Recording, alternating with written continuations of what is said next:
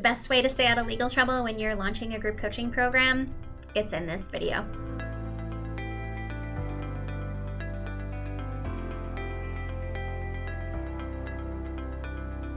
Be sure to like and subscribe. We're in the middle of our group coaching legally series. Today, we're talking all about the surprising legal benefits of having support coaches and guest experts in your group programs with the legal things you need to be watching out for. Coming up, we're going to talk about how I know you're ready to sell out your group coaching program, as well as why you need to be charging more and not just because it's more work. All right, every great group coaching program offers clients a way to be in community when they're doing the work to get the desired transformation. If you've been around here a little while and caught some of my earlier videos, you know that I'm of the opinion that starting with one-on-one work is really great because you learn in extreme detail how your clients think about their problems, what they're talking about as they're going through the journey of transformation, and it gives you an opportunity to see across all your clients what the commonalities are. And when you have that information, it's marketing gold that lets you create a group coaching program that can help more than the number of people that you could just sit across your table from. And in doing that, though, we still want to be sure that there is human support. You see, the world is full of amazing information, especially with the introduction of AI into the world. But the reality is people still have problems because problems are not solved just by information. There's a journey that requires support, accountability, understanding, and even just really practical tips and tools to help people get through the more difficult parts of the journey that may exist. And a group coaching program is a great way to do that in a way that lets you have a bigger impact and that may also make it more economical or accessible for people to work with you. So I love group programs for this reason, but if you've ever been in one that's not so great, my expectation is that it's probably because it sounded like there was going to be everything that you needed to succeed, but when you got in the program, that support really wasn't there, the human element support. And sometimes in group programs, there is the human element of support, but it's really hard to access. You know, it'll be like, here's a group call, there's 30 people in the group, and we have 2 hours, and you have to sit around and hope you get called on and hope that someone's not just rambling, and you have to hope that the coach is on that day, and if it's a support coach, that they really have the expertise and depth of experience to be able to actually do help. So when you bring on support coaches, less so guest experts, more so with support coaches, you want to be sure that they have actual expertise in the thing that you're going to be asking them to support your audience in. One way to accomplish this is to have your support coaches go through the course material. Then you can have a session with them where you let them know, hey, when I'm sitting one-on-one with clients, these are the things that they always say. These are the tools that I give them when they say this or when they say that, so that your practitioner, your support coach, not only is just a generalized coach and not just a person who's gone through your material, but has heard straight from you what you experienced over the years of working one-on-one. This makes them much more qualified to give that human support to help your customers get that transformation that they're seeking in the group setting. Also, depending on the length of the program, the difficulty of the material, you'll want to adjust the number of support coaches. You'll want to adjust the way the calls are handled to make sure that everyone is getting that human touch. That's not only good practice for making sure that the calls are effective, as opposed to just giving the appearance of support, but also to make sure that your coaching staff has the ability to really engage with everybody. A group program is a really easy place for customers to hide. And remember, we're in the coaching setting, so naturally there's going to be some uncomfortable work, some resistance, some procrastination, and just all the things that happen with human beings. So we want to have kind of a two-way street, that it's not just your client who has to jump through hoops to try to get assistance or come up with a question, but instead that your staff is able to reach out and touch base with everybody and have open-ended conversations that allow those issues or difficulties to come out. I know I, for one, love a group coaching program. I've been through so many wonderful ones, and I've almost never asked a question on a call. I just don't experience my troubles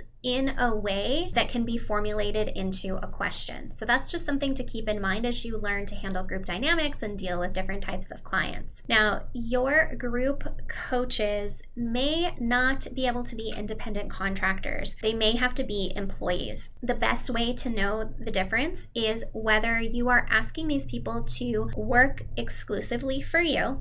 And even if you're not saying that expressly, but you're making it so they have to be available from 9 to 5 in the group during Monday through Friday, if they're working or being available ordinary employee hours, if they're doing a main function of your business, aka delivering one of your big programs, and if there's no particular end date to the contract that you have with them, you'll want to consider hiring them as employees. Now, the big difference between employees and contractors and all of the risks associated with that are too much for today's video, but you can get a copy of the Good Authority ebook using the links around this channel, and in there we go in depth into what the risks are and what we call misclassifying your staff, as well as the 13-part checklist to determine if they really are okay being contractors versus employees. So with your support coaches, we want to make sure that they are under some kind of written agreement with you, because if they ghost or they don't exactly understand what their support obligations are, not only does this create a headache for you because you have to show up in their place, but also it can be really disruptive to your group community.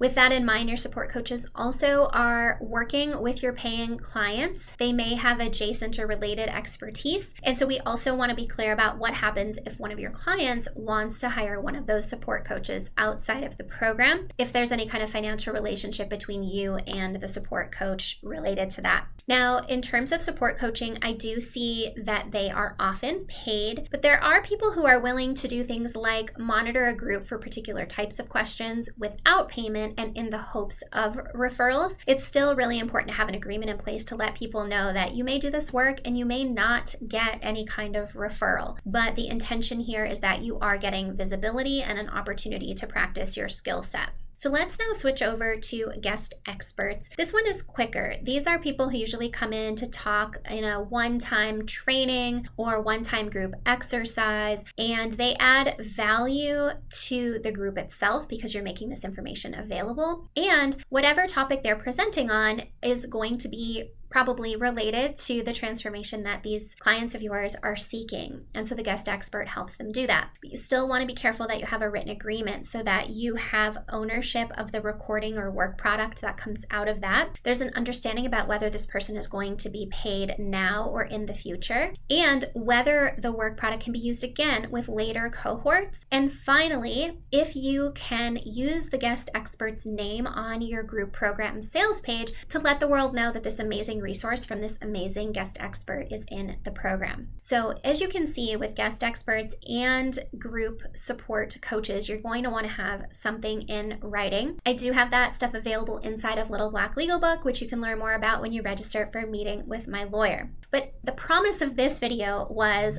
why the heck should I have these other people in the group? And what legal benefit could there be to me? You're probably not thinking about legal benefits, in fact, when you have these people, but it's all about creating happy clients who get results. Happy clients who get results are not where the legal drama comes from in your programs. So when you have proper human support, that's high touch, that isn't just the appearance of support that's difficult to access. It's not just support in name only with people who really are not qualified to provide that support. When you're doing it the right way, it's a way to ensure people actually complete the program, which means they finish paying for it. When they complete the program, they're more likely to get results, which means they're talking positively about it in the community, which means they're brand advocates for you, which means they are prepared to do further and deeper work with you. So it also not only, bolsters your reputation and gets them a great result and avoids legal drama, but it can also create a reselling opportunity for you. Dedicated clients who work with you for a long time are not the people who are running back and forth to the payment processor asking for money. They are not the ones who are dropping out of payment plans. They are committed, and this becomes kind of a central integral part of their life, the work that they want to be doing.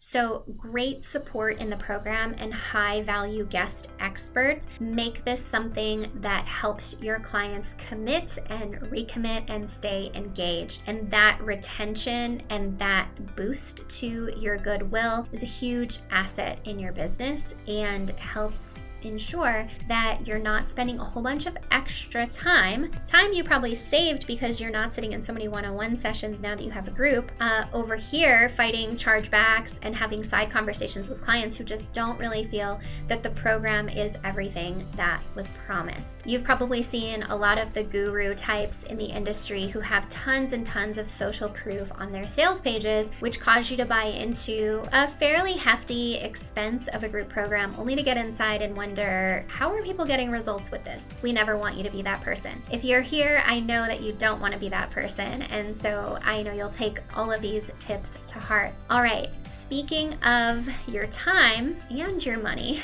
we're going to talk in the next video all about the components that you should think about when it comes to pricing your group coaching program. I'll see you there.